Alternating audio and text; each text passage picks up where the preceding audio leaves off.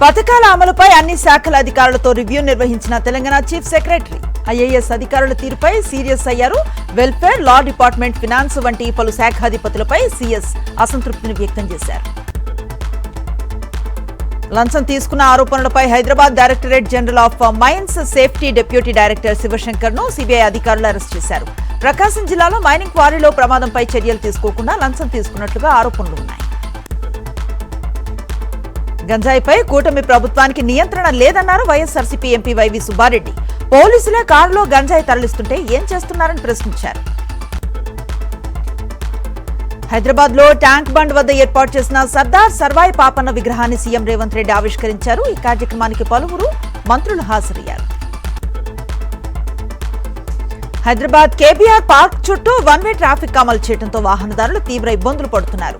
ఎటు వెళ్లాలో తెలియక తికమక పడుతున్నారు. ఫ్లైఓవర్లు, అండర్ పాస్ల నిర్మాణం కోసం అమల్లోకి తెచ్చిన ఈ నిబంధనతో ఎక్కడికక్కడ ట్రాఫిక్ జామ్ అవుతోంది. All India students association president Neha boron కలిశారు. ఏపీ నిరుద్యోగ యువత జేఏసీ నేతలు డిఎస్సీ స్కామ్ అంశాన్ని నేహా బోరా దృష్టికి తీసుకువెళ్లారు. తమ ఉద్యమానికి మద్దతు ఇవ్వాలని కోరారు. ఏపీ డిఎస్సీ రిక్రూట్మెంట్ లో అక్రమాలు జరిగాయన్నారు నేహా బోరా. డిఎస్సీ అక్రమాలపై విచారణ జరిపించి విద్యార్థులకు న్యాయం చేయాలని డిమాండ్ చేశారు.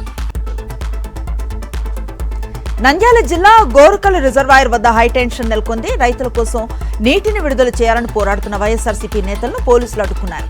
కూటమి సర్కార్ రైతుల పట్ల కక్షపూరితంగా వ్యవహరిస్తోందని మండిపడ్డారు. ఒంగోలు మున్సిపల్ కార్పొరేషన్ లో ఏసీబీ అధికారులు దాడులు నిర్వహించారు. 15,000 లంచం తీసుకుంటూ ఆర్ఐ నరేంద్ర ఏసీబీకి రెడ్ హ్యాండెడ్ గా పట్టుబడ్డాడు. కేంద్ర మంత్రి నిర్మలా సీతారామన్ కు వైఎస్ఆర్సీపీ అధినేత వైఎస్ జగన్ పుట్టినరోజు శుభాకాంక్షలు తెలిపారు. ఆయుర ఆరోగ్యాలతో పాటు పరిపూర్ణమైన జీవితం లభించాలని ఆకాంక్షించారు. పల్నాడు జిల్లా నగరికల్ వద్ద రహదారిపై సిపిఐ, ఏపీ రైతు సంఘ నేతల ఆందోళన చేపట్టారు. నగరికల్ ఎత్తిపోతల పనులు వెంటనే ప్రారంభించాలని డిమాండ్ చేశారు. పశ్చిమ గోదావరి జిల్లా కాళ్లలంకలో జగనన్న కాలనీ వద్ద పంట కాలువపై వేస్తూ ఉన్న బ్రిడ్జ్ రిటర్నింగ్ వాల్ ప్రారంభం కాకుండానే కుప్పకూలింది. కాంట్రాక్టర్లు నాణ్యత ప్రమాణాలను పాటించలేదని స్థానికులు ఆరోపిస్తున్నారు. నంద్యాల జిల్లా సున్నిపేటలో సిపిఎం ఆధ్వర్యంలో ధర్నా నిర్వహించారు. కార్మికులకు కనీస వేతనం అమలు చేయాలని తహసీల్దార్కు వినతి పత్రాన్ని అందజేశారు. మెదక్ జిల్లా నర్సాపూర్లో విద్యార్థులు రోడ్డుపై బైఠాయించి ధర్నాను చేపట్టారు. ప్రభుత్వం అమలు చేస్తున్న శక్తి స్కీమ్ ను తొలగించాలని డిమాండ్ చేశారు. వనపర్తిలో కళ్యాణ లక్ష్మి, షాదీ ముబారక్ రద్దుకు కాంగ్రెస్ కుట్రలు చేస్తోందని బీఆర్ఎస్ నేతలు ధర్నా చేశారు.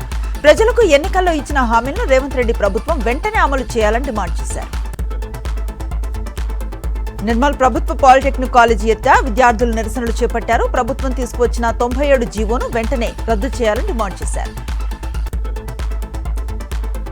మార్కాపురం ప్రభుత్వ ఉన్నత ప్రాథమిక పాఠశాలలో పనిచేస్తున్న వర్కర్స్ కి కనీస వేతనాలు చెల్లించాలని ఏఐటీయూసీ ఆధ్వర్యంలో ధర్నా నిర్వహించారు. అవుట్ సోర్సింగ్ విధానంలో పనిచేస్తున్న వారిని రెగ్యులర్ చేయాలన్నారు.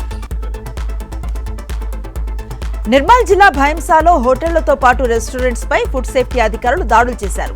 పలు హోటళ్లలో ఆహార పదార్థాలను పరిశీలించారు. కల్తీ, కుళ్లిపోయిన ఆహార పదార్థాలను గుర్తించారు. కాలం చెల్లిన వస్తువులతో ఆహారపు పదార్థాలు తయారు చేయొద్దని నిర్వాహకులను హెచ్చరించారు. మాజీ మావోయిస్టుల పునరావాసం, సాధికారతకు ప్రతీకగా ఛత్తీస్గఢ్ ప్రభుత్వం ప్రచారం చేసి నిర్వహించిన ర్యాంప్ వాక్ వివాదంగా మారింది. టైలరింగ్ శిక్షణ కోసం జగదల్పూర్ కు తీసుకువెళ్తామని చెప్పి రాయ్పూర్ కు తీసుకువెళ్లారని, అక్కడ ఫ్యాషన్ షోలో పాల్గొనేలా చేశారని మాజీ మావోయిస్టులు ఆరోపించారు. హర్మూజ్ పై అమెరికా అధ్యక్షుడు డొనాల్డ్ ట్రంప్ ట్రూత్ లో కీలక పోస్ట్ చేశారు. హర్మూజ్ జలసంధి అమెరికా కొత్త భూభాగమని ఫోటో షేర్ చేశారు. గాలే టెస్టులో భారత్ శ్రీలంక మ్యాచ్ కు వర్షం అంతరాయం కలిగించింది. రెండవ ఇన్నింగ్స్ లో భారత్ 193 పరుగులకు ఆల్ అవుట్ అయింది.